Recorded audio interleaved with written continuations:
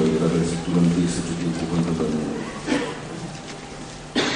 Fiul lui Ruben și fiul lui Gad aveau o mare mulțime de vite și au văzut că țara lui Aezer și țara Galadului era un loc bun pentru vite. Atunci fiul lui Gad și fiul lui Ruben au venit la Moise, la preotul Eleazar și la mai mare adunări și le-au zis: Atarot, Dibon, Iaezer, Nimra, Hezbon, Elale, Sebam, Nebo, Beon, țara aceasta pe care a lovit-o Domnul înaintea adunării lui Israel este un loc bun pentru vite și robii tăi au vite. Apoi au adăugat: dacă am căpătat trecere înaintea ta, să se dea țara aceasta în stăpânirea robilor tăi și să nu ne treci peste Iordan. Moise a răspuns fiilor lui Gad și fiilor lui Ruben: frații voștri să meargă cu oare la război și voi să rămâneți aici? Amin.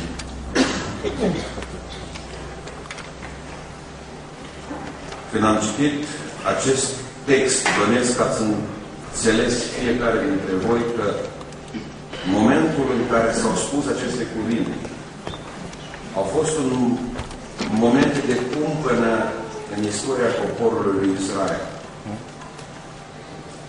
Erau 40 de ani de marș în spate. 2 milioane de oameni, dintre care cei mai mulți noi, fusese o schimbare de generații. Moise era obosit, bolnav, bătrân și obosit. Trecuseră 40 de ani de drum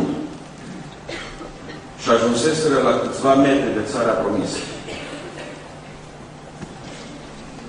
Vreau să înțelegeți că din punct de vedere spiritual, viața noastră este o călătorie.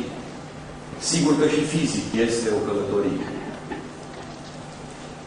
70 de ani, din punct de vedere fizic, pentru cei mai tare 80 de ani, de fapt tot pe drum. Din punct de vedere spiritual este o călătorie. Noi plecăm spre ceva.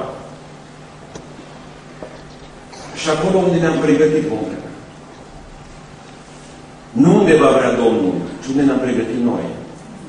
El ar vrea ca toate locurile din rai să fie pline. Toate farfuriile puse acolo. Toate locurile pe care scrie rezervat și numele tău în dreptul rezervatului. Ar vrea să fie acolo. Nu-i vina lui Dumnezeu. Pentru că cei mai mulți oameni vor fi în iad.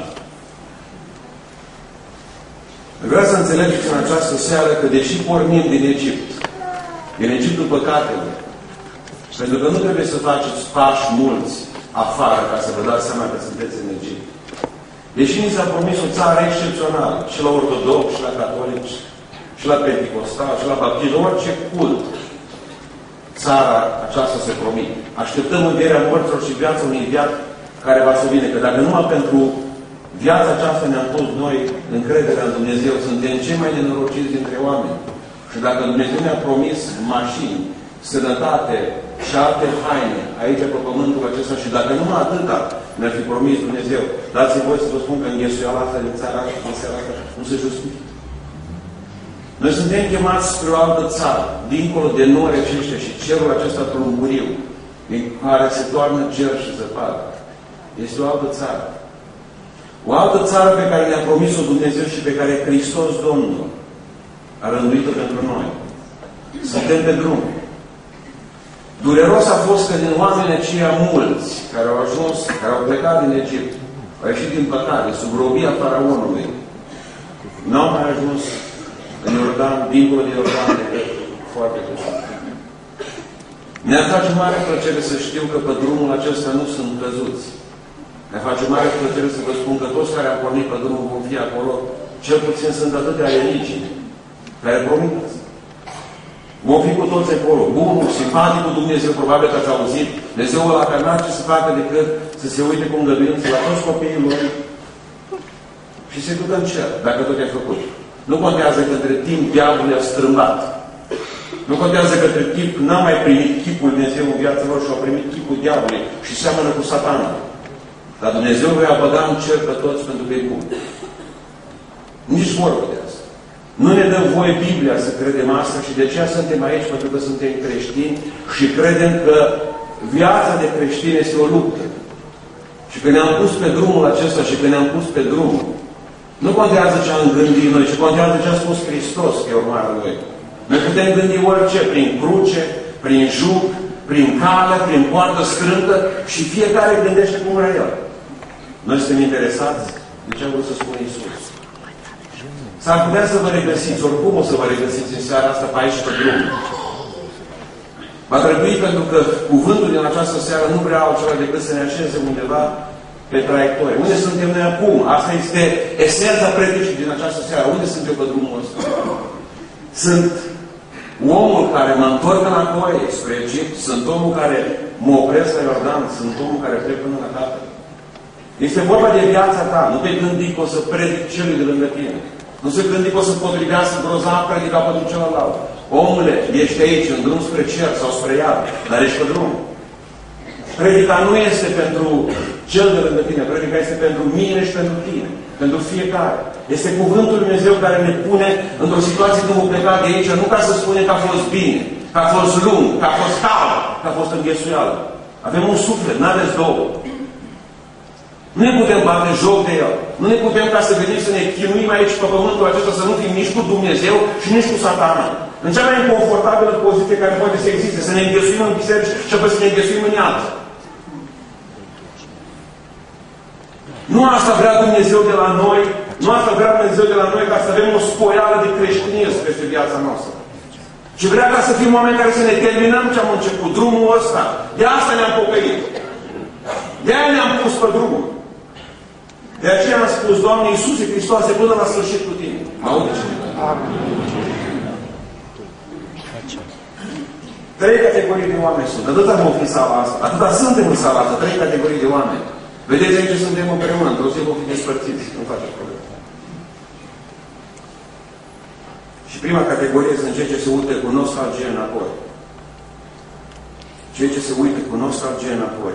Dacă vă aduceți aminte, imediat după trecerea Mării Roșii, s-a întâmplat ceva cu ei. Un accident genetic. I s-au strâmbat gâtul. Toți erau cu capul spate.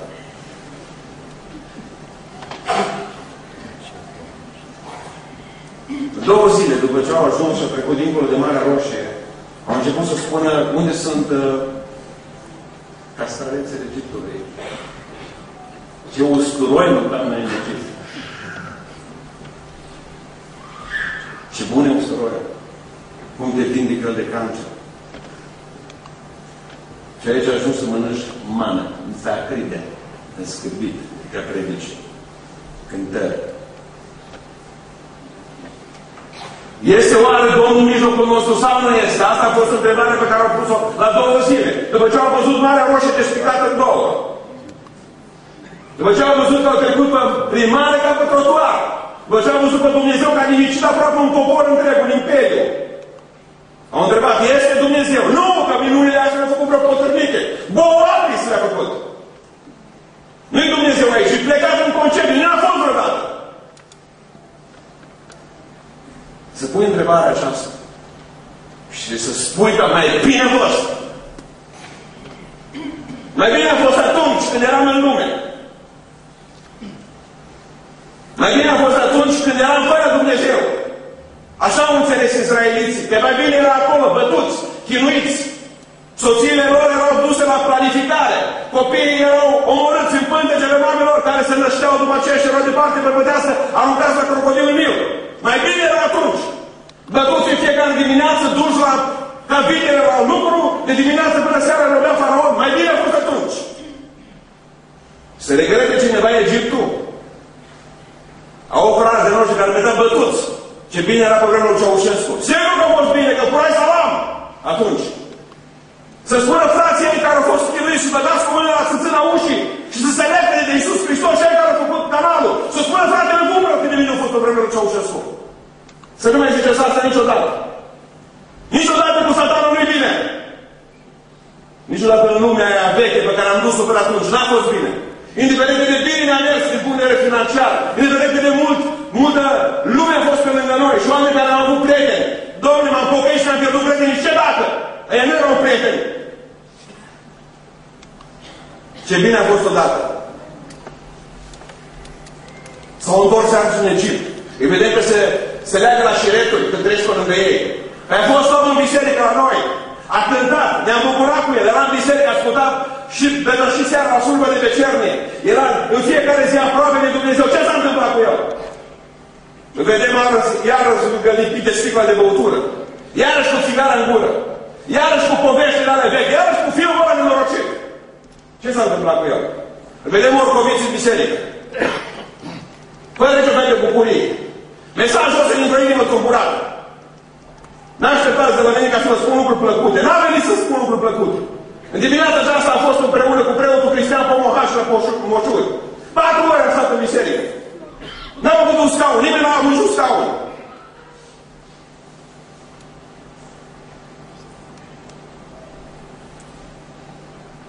Aș vrea să văd bisericile pline, dar în primul rând aș vrea să văd oamenii plini. Ce folos că avem băncile pline și cu sufletele astea goale, mereu. Plecăm de aici și luni altă viață. Ne întoarcem înapoi cu capul sucit spre Egipt. A fost bine cândva. N-a fost bine niciodată acolo. Satana nu poate să facă niciodată un lucru bun. El nu dă decât durere. Plăcere de o clipă a păcatului pe care ce vine? Ștreangul vine după aceea. Depresia vine după aceea. Diazepamul vine după aceea. Necazul, frământarea, divorțul, avortul. Ce să dea Satana? Problema a fost cu ei în felul următor. Spune foarte bine Ștefan înainte de a muri. Țineți minte ce a spus despre tot poporul ăla care s-a întors înapoi în Egipt. Cu inima, cu capul, trupești erau acolo. Ne bucurăm, noi număram pe vecile și copiii noștri aparținători, ăștia am botezat, sunt biserica noastră. Ne bucurăm de ei. Din punct de vedere spiritual, nu erau cu ei, nu erau în Canaan, cuvintele nu erau în Canaan. Deci nu pot să fie în biserică și minte să fie în lume. Știți ce spune Ștefan? Și în inima lor s-au întors. Unde? Egipt. Problema era că erau cu inima întorse. Trupul erau aici. Spre Canaan, erau la numărătoare, la inima lor erau în Egipt. Ce s-a întâmplat oare cu noi? De avem bisericile așa de rare și de subțiri. I-am întrebat cu preoții ortodoxi, cum stați? Rău, zice, nu mă bate lumea către seara la urmă. Rogul cei catolici, biserici goale, da, zice, nu le putem încălzi. Pe reformații trebuie. Mă duc și slujesc împreună cu ei. Biserici goale. Dar pentecostali cum? Sunt câteodată pline. Când venim să facem injecții spirituale. Dar vezi programele alea călăi, plictisitoare. Nu le mai rămâne la ei la balcon decât să butoneze celulare. O răsă telefon. Rămâne mâini, nu merge. Mizeria băgată sub covor, zâmbim mai frumos. Tot e bine. Cum să te e bine? Oare ce s-a întâmplat cu noi, cu poporul ăsta de români, creștini? De ce ne-am întors în Egipt iar? De ce umplem crâștile? De ce discotecile spline? De ce avorturile merg în continuare pe bandă și ne omorâm nația asta? Curând o să ajungem să fim o țară de bătrâni. Și știți dumneavoastră. Nicăieri nu este o țară pentru bătrâni.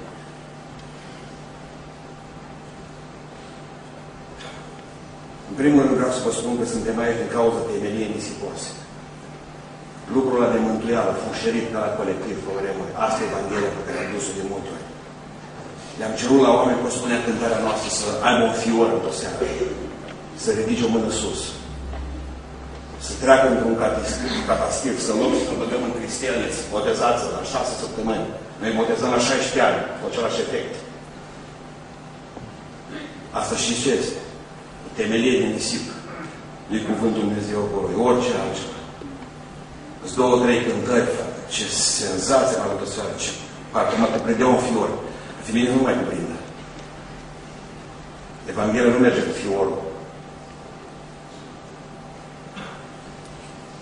Vreau această seară să înțelegeți, temelia aceasta e bună câtă vreme nu vin apele mari, câtă vreme nu vin stâncile. E bună până n-ajungi la oncologie.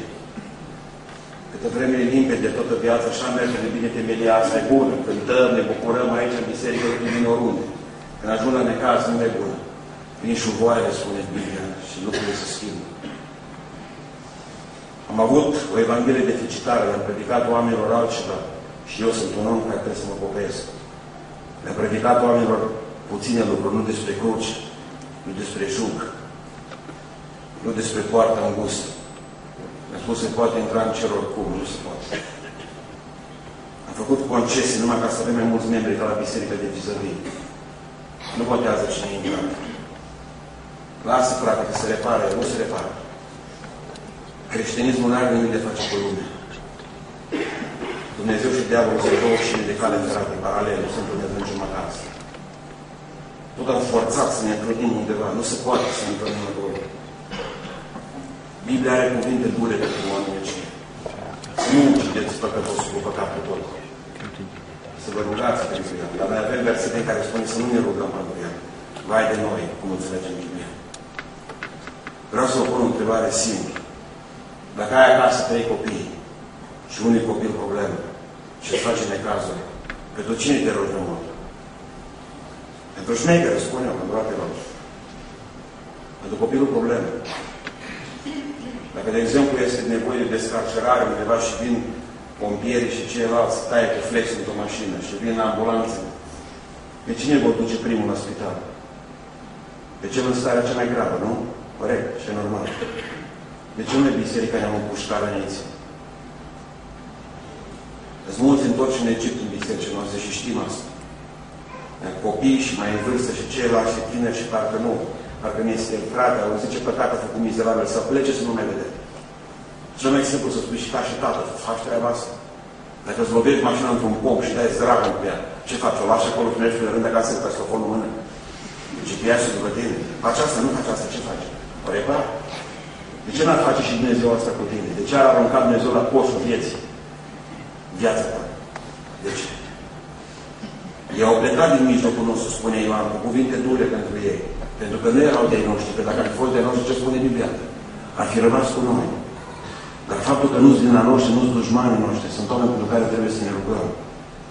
Să ne punem un genunchi și să ne rugăm pentru ei și bisericile noastre să nu mai aibă rugăciunile acelea aerobice în care spune să mă rog pentru mine și soacră mea. Să ne rugăm pentru toți misionarii de pretutindeni. Dar n-ascultă Dumnezeu asemenea rugăciuni zăpăcite. De când nu v-ați mai rugat, de când nu ne-am mai rugat o rugăciune numai pentru lista aia nenorocită de căzuți. Căzuți în Egipt, întorși cu gâtul înapoi, stâlpii. Ne-am pus pe drum și mulți nu știu pe ce drum. Lewis Carroll are o carte bună să o citesc, mai ales tineri să citească. Și ți-a în țara minunilor. Și la un moment dat se duce Alice la motanelul din Cesir și îl întreabă, zice, motanele din Cesir, zice, în ce direcție să o iau? La care motanul zice, depinde, zice, unde vrei să mergi. Păi zice, nu mă interesează unde mă duc. La care motanul îi spune atunci, nu contează nici direcția. Nu? Ok. Dar zice, ea, dar o să ajung? Sigur, zice eu, dacă mergi îndeajuns de mult. Chiar așa nu contează direcția.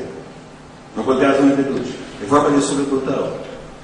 Am dus odată în Ungaria la românii noștri Micherex, la biserică. M-am pus eu în mașină, am trecut dincolo de vană, știam unde, teoretic știam. Și m-am pus pe drum de viteză. Unul cu lada după mine, o ladă în aia veche, tot cu farurile după mine, am zis, vrea să mă întreacă ungurul ăsta, vrea ardealul iar, dă-i și mai tare, el mai tare după mine, eu mai tare să nu mă ajungă. Simțeam mândrie de român, după vreo 20 de kilometri, și-a pus viața la bătaie și a făcut o vot acolo și a ajuns în fața mea și a ridicat mâinile. A zis, frate Pustan, nu mergi în direcție bună. Zice, tot fug după tine de 20 de kilometri.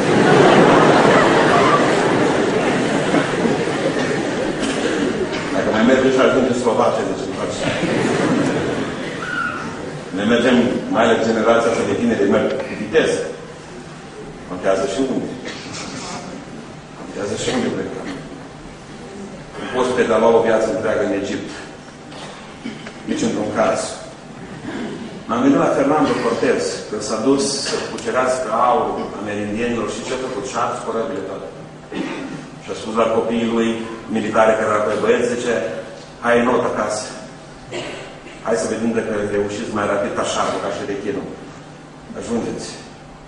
Cea mai bună idee. Mi se pare că ne-au rămas corăbile întregi. De ce ne lipim așa slavă de Dumnezeu? O, Doamne, ajută-ne la aceasta. Ne arde toate corăbile. Ce corăbe de arde în viața noastră? Ardeți-le pe toate.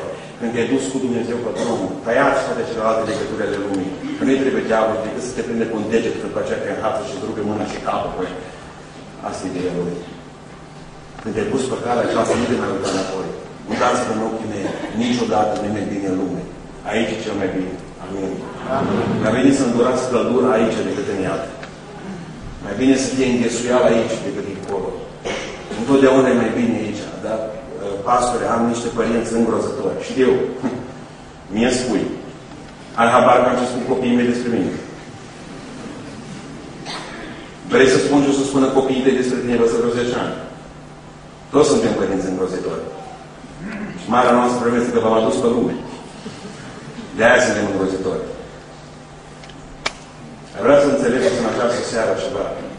Că Dumnezeu vă iubește. Dumnezeu ne iubește. Dar nu vă mai uitați în voi. Niciodată.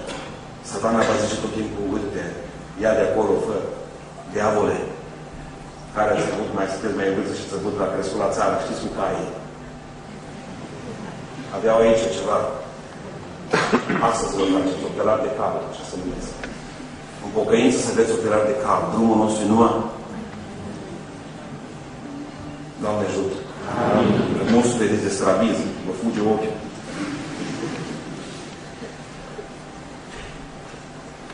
A doua categorie de oameni, nu te regășit aici, nu ești în lume, ești în biserică. A doua categorie de oameni sunt cei care se opresc în Iordan. Ăștia au mers 40 de ani s-au dus. Nu s-au uitat înapoi. N-au regretat nici castraveți, nici usturoi. Au fost împreună cu ei, semințile lui Manase, Gad, ajung la un moment dat, cu mai vreo de câțiva metri de făcut dincolo de criști, de apă, de fluviu, vine și zic, noi nu mai vrem să plecăm cu voi, pentru că țara asta e bună aici, este iară. 40 de ani s-a chinuit Dumnezeu să le ridice privirea spre albastru de voroneț al cerului. 40 de ani a stat cu ochii în verdele crud al ierbii. Oameni buni, ridicați-vă capul din iarbă. Priviți cerul, a spus Dumnezeu. Și a spus, noi avem iarbă bună pentru vite, dar nu și pentru suflet. 40 de ani și să te chinuiești și să te împiedici la jumătate de drum. Nu la jumătate de la un metru de drum. Jumătate de metru de drum. Au ajuns să-și păstreze credința. Și ce au spus? Au ajuns să-și păstreze credința. Noi ne păstrăm, au spus. Vom lucra împreună cu voi. Templul vostru va fi și templul nostru. Dumnezeul vostru va fi și Dumnezeul nostru. Nu vrea să trecem în țara sfântă, ci vrea să rămânem aici. Vă pun această întrebare cei care au citit Biblia. Și mai păstrat credința? Nu. Dacă vă aduceți aminte când s-a dus Iisus, în Marcul capitolul 5, în ținutul lor în Gadara, ce au găsit acolo? Ce a găsit Domnul acolo? Nudiști. Era plină Gadara de nudiști. Pentru că diavolul dezbracă oamenii. Dumnezeu se chinuie să îmbrace. Și diavolul se chinuie să dezbrace oamenii. Și de putere și de haine. Nu și-o mai păstra credință. Pentru că au rămas doar la un nivel, dar spune doar atâta, fluviul. E problema. Nu, inima e problema. Pentru că sunt oameni pe care îi găsim de multe ori printre noi, oameni care se mulțumesc cu puțin. Oamenii de 5, dacă ați auzit de ei. Sunt oamenii care vor să aibă nota 5 în pocăință și să se închidă ușa raiului pe ei. Aici, în spatele lor. 5 oameni cu 5 minute de rugăciune. Oamenii care sunt în stare să lase 5 minute pocăința jos. Ați auzit de asta?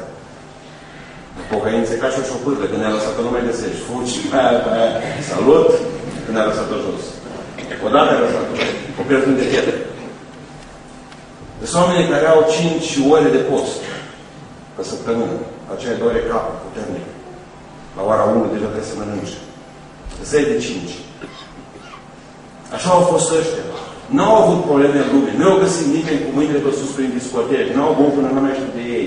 N-au mințit. N-au fost cleptomani. N-au fumat. N-au drogat. Nu s-au drogat. Au rămas până la urmă în casă părintească. Dar au avut ceva. Mediocritate. Noi nu ne ducem la Iordan să trecem dincolo, că acolo sunt lucruri prea mari, experiențe spirituale prea mari. Și mă mulțumesc cu puțin. Mă mulțumesc să fiu în biserica mea un iubit ascultător. Ați auzit de ei? sunt iubiții noștri ascultători. Noi le predicăm aici o trupă, actorii, unul care predică, sparge figuri aici și restul care cântă și restul iubiți ascultători. Ne vedem peste o săptămână. Biserica trebuie să fie un loc în care fiecare dintre noi să slujească. Aici nu e voie să fie iubiți ascultători. Pentru că vai de noi, spune Sfântul Apostol Iacov, dacă noi vom deveni numai iubiți ascultători. Dumnezeu ne vrea mai mult și Dumnezeu vrea să fim împlinitori acestui cuvânt. Când ne spune că există o experiență spirituală mai încolo, dar asta te poate arde. Și ce dacă vrei să mergi cu mâinile întregi în cer? Du-te pe reacție. Singurul lucru pe care Dumnezeu iubește este, și miros pe care Dumnezeu îl place, este respirația, transpirația de lucrător. De om care asudă pe câmpul Evangheliei. Dacă regret ceva, este că regret în viața aceasta, regret că fac prea puțin pentru Domnul. Și anii trec. Și am 41 de ani și sper că tot mai moale. Și fără vlaga mine. Sper că tot mai multe lunguri. Tot mai mult confort îmi doresc. Închid ochii și ce văd? Căsuțe de vacanță, vama veche, jacuzzi. Pastore, la 41 de ani, asta e dovadă de senilitate spirituală. Dumnezeu nu lasă să ne cheamă pe noi. Să spun, eu nu mă duc mai departe, să mă mulțumesc cu botezul. Ar vrea să faceți ceva, să vă duceți mai departe, să căutați sfințirea cu Dumnezeu. Se poate mai mult cu Dumnezeu, se poate mai multă cântare, se poate mai multă apropiere, se poate mai multă dragoste, se poate mai multă jertfire, se poate mai multă răbdare. Avem un Dumnezeu care vrea să trecem dincolo de barca asta călduță și să punem piciorul pe val. Puțin credinciosul i-a spus lui Petru, dar dacă ăsta era pe mare și îmblase câțiva metri, cum erau oia din barcă dacă el era puțin credincios? Cum erau cei din barcă? Nu se cunoaște adevărata bucuria Duhului lui Dumnezeu în voi decât atunci când răspundeți pe Dumnezeu la încercare. De câte ori v-ați scos din buzunar toți banii, repet, toți banii pe care ați avut și pe care te vedeți în casă, să spuneți, Doamne, ne-ai promis că deschizi gazurile celui. Ia-i pe toți. Nu mai las nimic. Mă duc sportiv acasă. N-ai decât să lucrezi cu mine. Când ați făcut asta? Stăm și punem leuțul acolo, deși auzim promisiuni fantastice, că Dumnezeu poate binecuvânta pe cineva. Dar nu-l ținem de el aici. Hagi tătos. Pisica o coadă tăiată. Vrem ca Dumnezeu să binecuvânteze viața noastră și noi, fără nicio aventură cu Dumnezeu. Să ne naștem direct bătrâni spirituali. Când ați hotărât, vorbeam duminica trecută la tineret despre post. Când ați încercat să puneți pe Dumnezeu la încercare postind? Dar ne doare stomacul, dar n-a zis nimeni numai neapărat de postul ăsta. Dacă ați încercat o săptămână fără internet, mă aude cineva? Dar o săptămână fără telefonul mobil, mă aude cineva? Un post așa. Îl închid. Nu știu ce rezultate spirituale. Dau o noapte nedormită și stat în rugăciune. Ați încercat asta vreodată? Să spuneți până la 6 dimineața, stau în rugăciune. Ați încercat să puneți pe Dumnezeu la încercare? A început să ne margă bine. Toarcem motanel de cesir de multe ori. San Bernard, zi lui Hristos. Ne mulțumim cu asta. Când am dus-o pe sora Marioara la doctor zilele acestea, i-a dorut un grozav rinichi. Femeie bătrână a zis, unde s-o duc? S-o duc la ce s-o duc? Să-i facă, ăla cum se numește, ecograf. Să facă doctorul ce are aici în spate. Ce doctorul către mine asta n-are nimic. Scafa solele. Doctorul nu are treabă cu Dumnezeu. Se duce la ea și spune, Doamnă, nu vă supărați, n-am, se spune la noi. Dumneavoastră postiți mult? Bine, la doctor. Pentru că, zice, numai cine postește mult are nimic, ca și boabele de fasole, să usucă, zice. Nu tu apă, nu tu mâncare. La care băbuța zice, da, zice, eu postez de mai multe ori de 40 de zile odată. Stau, zice, înainte Dumnezeu, nu postește. Știm asta, știam asta. Într-o zi ne vor judeca vrinichii aia ca fasole.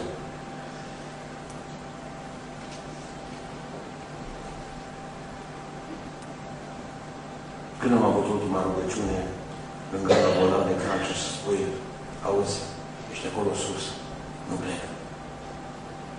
De aici, mi-ai promis că tot ce te cere, credință îmi vei da. Să fiu tău. Nu plec. Nu plec. Și nu e vorba de mama sau de sora, nu știu care. Mi-ai promis asta. Nu mă duc în biserică de aici. Vă dați seama ce necaz ar fi dacă am trece peste o oră de rugăciune. Oare chiar așa ce prima ar fi dacă ne-a rugat până la ora 12 într-o zi și n-am mai predicat și n-am mai cântat nimic? Oare ce ar putea să fie? Vă spune ce putea să fie. Ne-ar putea pândi pericolul netrezirii. Dacă ne-am trezit. Ce ar zice să săriți totuși în Iordan, să treceți din nou?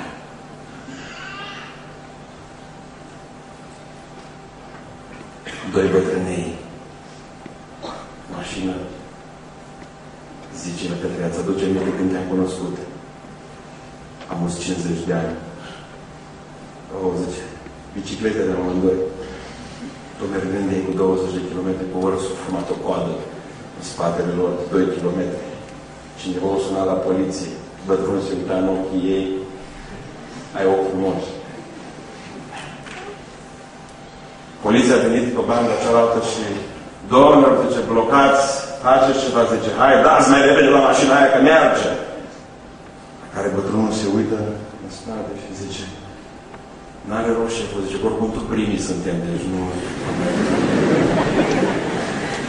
Ce să ne grăbim?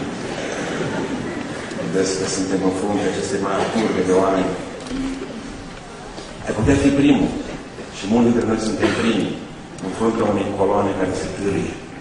Coloana lui Hristos. Așa zicem noi. Pentru că o trupă de nota 4, ăla cu nota 5 e bun. Dar nu pentru Dumnezeu. Dumnezeu ne-ar vrea pe toți de 10, dacă se poate. N-ar vrea să fiți creștini de duminică. Ridicați mâna sus că sunteți baptiști aici. Nu vă fie rușine. Iisus Hristos este Domnul. Promiteți mai mult. Dacă sunt frați 11, ridicați mâna sus dacă sunteți. Dumnezeu să vă binecuvânteze. Dacă mai sunt și pe voi la balcon. Se poate mai mult, mai aproape de Domnul, mult mai aproape. Sunt convins că sunt și în alte biserici. Mai aproape toți. Mai aproape toți. De nota 10. Nu vă opriți la Iordan. Nu vă opriți la Iordan. Vreau să vă citesc o poezie a lui Radu Gir. El a suferit mult în temnițele comuniste. A fost interzis în școlile noastre pentru că se spune că a fost legionar. A fost un om al Dumnezeu. Nu doar spărturi în piept și lânci rupte, nici luptele pierdute prin viroage, cum doar acele brațe slăbănoge când nu mai vor să nu îndrăznesc să lupte. Cât timp mirezne inima extrage ce spați pe o rană de desubt ei, când fluturi sus, din dardele întrerupte, surâsc în praf, zac spadele ologi. Și cioburi sunt vremelnice și plângeri și îngenunchieri de o clipă lângă alise. Învins nu ești dacă suspină plângi, nici dacă pentru o zi parzările închise. În bătălii supremele înfrânge, să nu mai renunțările la vise. În bătălii supremele înfrânge, să nu mai renunțările la vise. Eu am un vis și visul ăsta să văd România trezită. Și să văd crâștile închise și tribunalele închise. M-a zgubit un lucru zilele acestea. În toate ziarele spune că e criză mare de judecători. Nu sunt judecători. O, bine ar fi să fie prea mulți. Bine ar fi să fie prea mulți. Doresc ca bisericile în România să fie pline și preoții în altare, plini de puterea lui Dumnezeu și noi la amvoane. Și să fim unul, turmă în Iisus Hristos. Eu am un vis, să e visul meu. Nu se ne poate stinge și nu s-a titilea niciuna. Și nici voi. Nu vă opriți la Iordan, frații. Că mai rămas puțin. Să murim la 5 metri de Canaan. Știi ce a spus Iisus unui om? Tu nu ești departe de Împărăția lui Dumnezeu. Ești foarte aproape. La ce folos? Voi care știți ce înseamnă să vedeți la un examen cu 200, a avut vreun folos că a fost primit sub linie, nu? V-ați lăudat acasă. Mamă, primul sub linie a fost. Nu v-ați lăudat, ați venit cu capul plecat. Când e un 4, nu mai contează. Cât de glorios de luat. Vreau să încheie în seara aceasta cu cea de-a treia categorie de oameni. Nu cu ei cu gâtul, zombile cu gâtul strâng spre Egipt. Nu ei care s-au oprit la Iordan, iubiți ascultători. Există și o categorie de oameni care merg până la capăt, aleluia. Doi au fost aici din 2 milioane. 1 pe milion. Doamne, cum a putut frigul. Mă gândesc. 2. Cum s-au numit? Iosua și Caleb. Erau tineri. Când au plecat, erau tineri, erau copii. Și vorbeau frații bătrâni. Frate, zice către Moise. Băi, Aron, răspune tu, practic bâlbit, până ne spune el, 10 ani.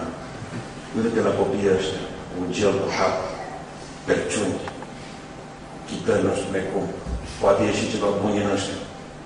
Și Aron nu cred. Nu are cum. Adevărul că de multe ori mă îndoiesc. Care să le smulgi căștile din urechi. De 10 ori îi spună băiatul meu ceva, n-aude. Să uită la mine. În timp ce eu predic, mă oare stă lângă laptop, mă gândesc oare unde o fi. Sunteți o generație îngrozitoare. Dacă vreau să vă spun un grup extraordinar, cu voi Dumnezeu vrea să schimbe țara aceasta.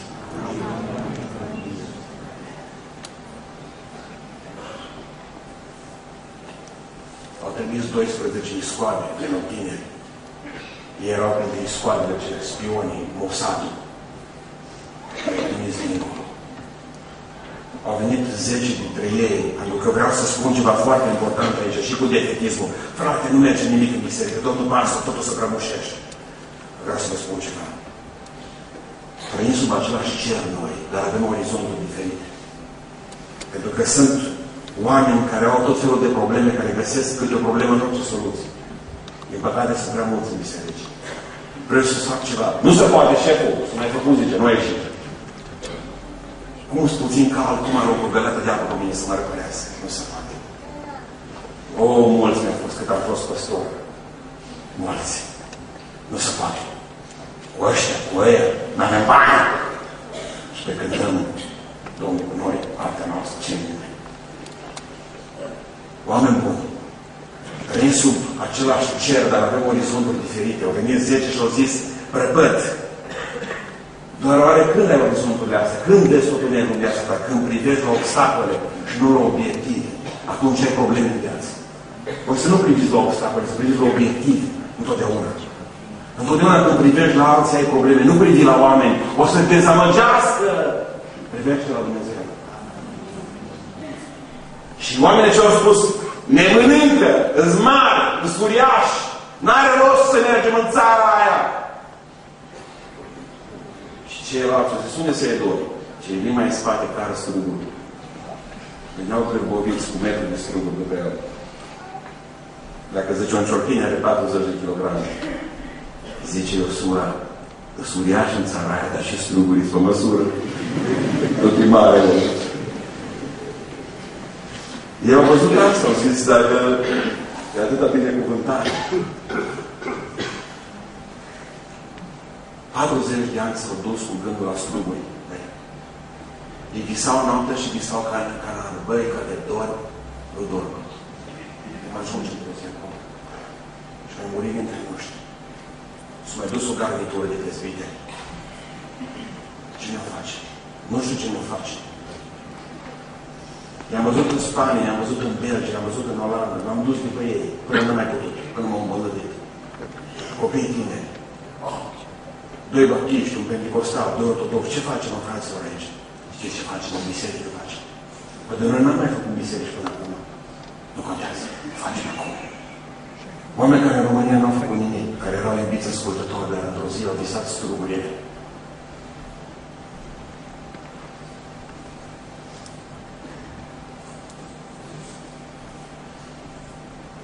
fiecare seară mă culc gâtul ăsta. Cum am fost oare cumva foarte bolnav în seara asta, diabetul mi s-a urcat iar. Dar știu că voi merge într-un loc care nu va mai fi problemă. Visez struguriere.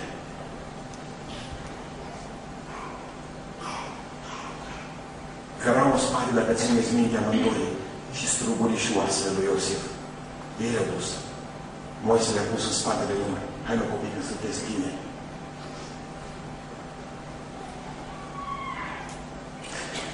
Ca să ajungi la capul acesta trebuie renunțare. Să renunți la tot ce-ți poate oferi lumea. Oare lor nu ne-au oferit niște fete frumoase?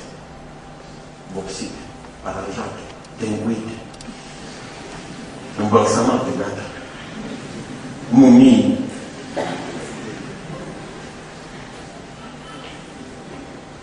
Ochelari.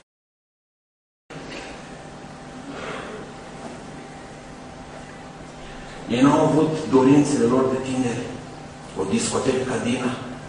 Aduceți aminte de Dina mai târziu. Că nu se vadă fetele țării, o expoziție de modă. Nu pot vedea prezentare de modă. Și a văzut-o și a fost violată. Din cauza ei, doi frații ei devenit criminali. Eu n-aș putea face asta. Nu se poate să mergi cu Dumnezeu și încă să mai ai plăcere. Dar trebuie să le urmări, să le calci picioare. Vedeți, suntem oameni și suntem oameni cu dorințe, nici problemă, dar în momentul în care umblezi să ți le satisfaci pe toate e problemă. Va trebui să avem curaj și să nu ne înspăimânt în necunoscutul. Nu vă prins frică de cădiță. Cu ce veți termina facultatea? O să vă spun cu ce să o terminați. Tot cu Hristos să o terminați. Concedeți începutul. Și dacă nu vă ajungeți acuz ca anul ăsta care vine, atunci înseamnă că Dumnezeu pe care eu vi l-am predicat în seara asta e mincinos. Să nu vă fie frică, fraților. Să visați cerul. Să visați.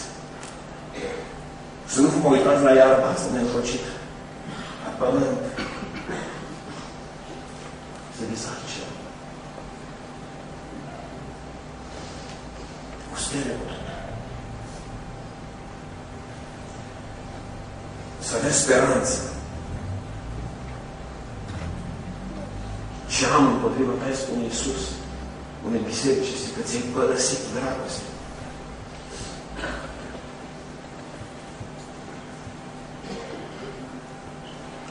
Unul dintre mari misionari, William Barchat, se întorcea o zi din Africa, bolnav.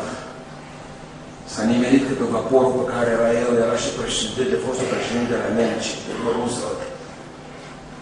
El venea de la vânătoare de mistreți, nu știu de unde, la ceva vânătoare de canguri, hipopotami, nu știu.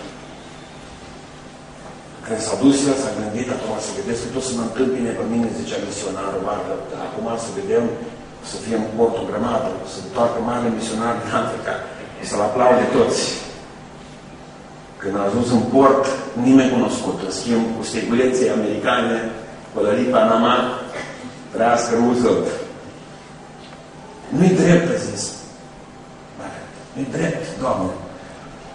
Nu-i drept ca eu să mă duc și să nenorocesc viața și sănătatea acolo și să vestesc altora Evanghelia. Nu-i drept. Și ăsta care merge să vânează mistreți, să fie primit cu urare. Nu-i drept. Voia să-l aștepte cineva. Numai cu 4 ani a lăsat soția moartă acasă. M-am gândit că totuși frații din biserică vin. Că nu mi-a trimis bani, e o problemă, dar m-am gândit că vine măcar acasă, nu pot să. Și au auzit o voce Duhului Sfânt din cer. Au zis, îl vezi pe Roosevelt. El i-a aclamat. Pentru că el și-a sfârșit călătoria și a ajuns acasă. Tu nu ești aclamat. Că tu încă nu ți-ai sfârșit călătoria. Și încă n-ai ajuns acasă. Pentru că noi suntem pe drum, mă, fraților. Va veni o vreme care vom fi acolo. Dar deocamdată, în seara asta, ne-am pus pe drum. Haideți să ne rugăm. Plecăm capetele așa cum Sfântă Banca în rugăciune. Toată lumea pleacă capă. Și balconul și ei care stau în picioare. Domnul Iisuse Hristoase, ne-am pus pe drum cu toții. Și seara asta stau înainte de poporul acesta. Am obosit. Am obosit ca părinți. Am obosit ca oameni de biserici, ca slujitori, ca tineri.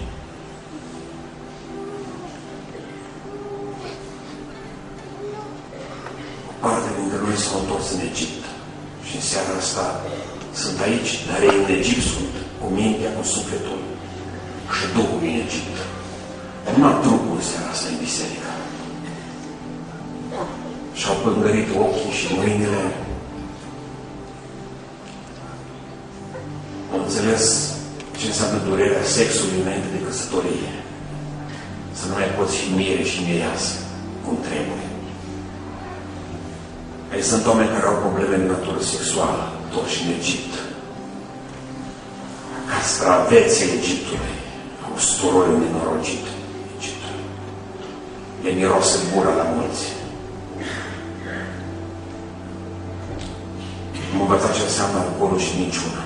Și neascultarea, trântim uși în fața părinților. Țipăm la soții, le mai și batem câteodată. Te rog, iartă! Iartă! Dă a doua șansă.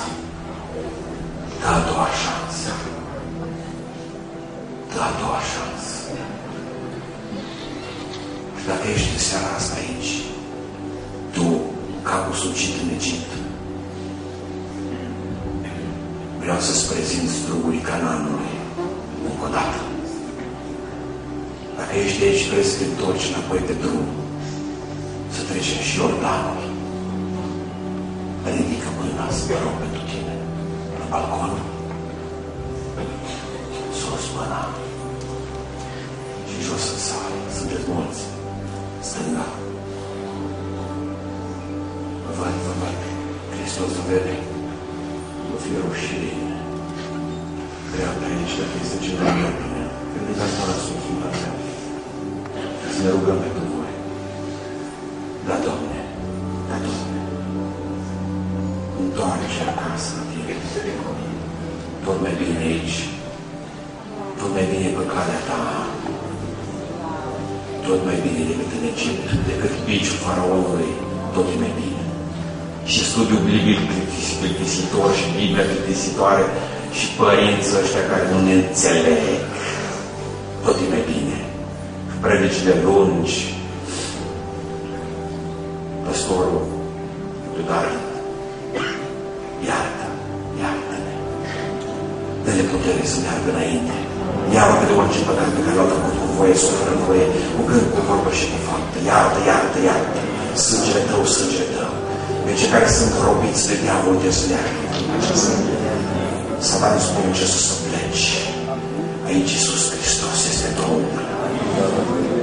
Vine împotriva ta, diavole, în numele lui Iisus Hristos. Dezleagă, Doamne, frații ăștia. Întoarce acasă. Casa ta. Poate te-ai oprit la Iordan. Poate păcate mari n-ai făcut așa puțin. Poate ești în biserică, mai nu ți-ai găsit locul. Nu ți-ai găsit rolul. Poate umble așa, fără niciun scop, fără niciun viitor, de nota 5. 5 minute de rugăciune, 5 ore de post, 5 minute pocăința jos, 5, 5, 5. Notă de trecere. O, omule, tu n-ai auzit de nota 10. Tu n-ai auzit de magna cum laude. N-ai auzit de premiul alergării. N-ai auzit de ardere pentru Hristos. N-ai auzit de călcare pe valuri, de umblare pe mare. N-ai auzit de aventuri cu Iisus. Eu nu te invit la o călătorie spre centrul pământului în seara aceasta, ci te invit la o aventură mare, o călătorie spre centrul cerului. Amin. Nu ușa se închide pe spatele tău, că se poate închide fața morții tale. și nas să ți se închidă. Dacă ești aici și hotărât ca să faci mai mult pentru Iisus, ridică mâna dreaptă sus. Stau cu ochii închiși. Până la capăt. Nu vrei să fii Iosua și Caleb?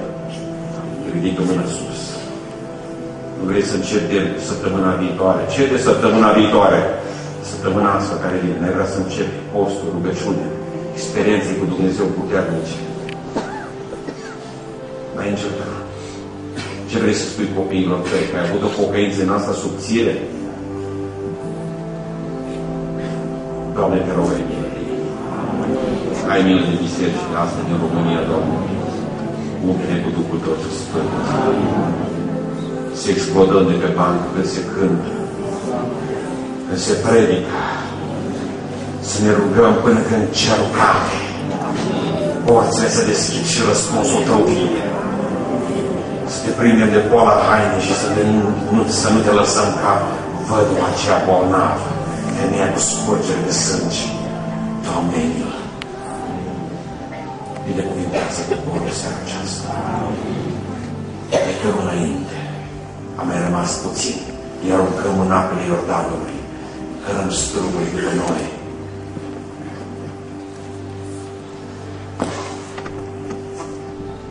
Vrem să ne fie dor